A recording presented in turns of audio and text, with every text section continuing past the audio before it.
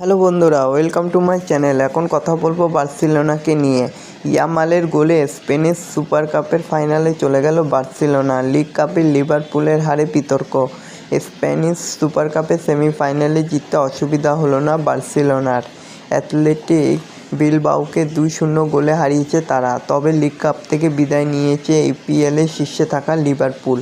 তো বন্ধুরা, এরকমই সব ফুটবলের খবর জানতে হলে আমার চ্যানেলটিকে অতি শীঘ্রই লাইক, কমেন্ট, সাবস্ক্রাইব করতে ভুলো না। আর বন্ধুদের মধ্যে প্রচুর পরিমাণে শেয়ার করে দাও, যাতে আমার 4000 ঘন্টা ওয়াচ টাইম খুব শীঘ্রই পূর্ণ হয়ে যায়।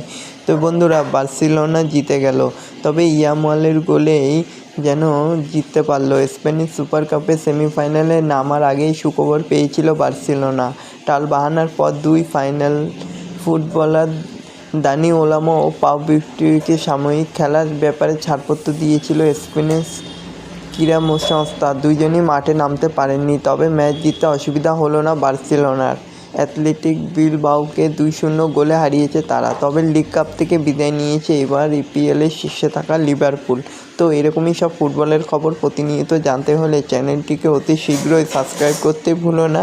আর বন্ধুদের মধ্যে প্রচুর পরিমাণে শেয়ার করে দাও, যাতে আমার 4000 ঘন্টা ওয়াচ টাইম খুব শীঘ্রই পূর্ণ হয়ে যায়। ধন্যবাদ সবাইকে।